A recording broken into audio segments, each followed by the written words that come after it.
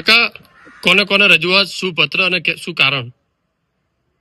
આ અંગેની રજૂઆતો અગાઉ પણ ઘણી વખત કરી છે, પરંતુ હમણાં છેલ્લા 2-3 વખતથી હું સુરતના 12 ધારાસભ્ય અને 2 સાંસદશ્રીને પણ રજૂઆતો કરતો હોઉં છું.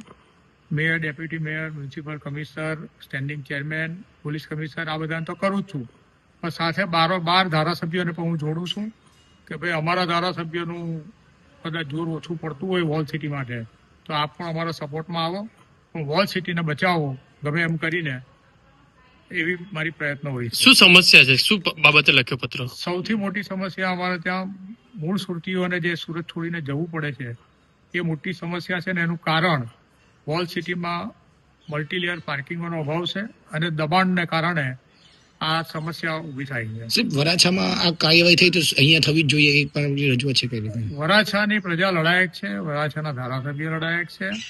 જો એની પર કાર્યવાહી નહીં કરવામાં આવે તો પબ્લિક જાગૃત થઈને, મને લાગે છે કે કદાચ આ સમસ્યા માટે ત્યાં સમિતિ પણ બની છે. એટલે પ્રજા જ્યારે રોડ પર આવી જતી હોય ત્યારે કોઈ પણ સમસ્યાનો ઉકેલ લાવવો જ પડતો હોય છે. સુરતની મૂળ પ્રજા જે છે એ કોઈ લડાયક મિજાજની પ્રજા નથી, એટલે બધા એને લાઇટલી લે છે. 100 વર્ષ જૂની હોસ્પિટલ મરણ પથારી આવી ચૂકી છે, આના કારણે કઈ રીતે? એ અમારા માટે શરમજનક છે. હું આ વિસ્તારનો કોર્પોરેટર રહી ચૂક્યો છું, પણ એક વાતની ખુશી છે કે દરેક વખતે મેં આ અંગે પ્રયત્ન કરેલા છે. તંત્ર કદાચ નહીં કરતું હોય તો એ તંત્રનો વાંક છે, અમારો નથી.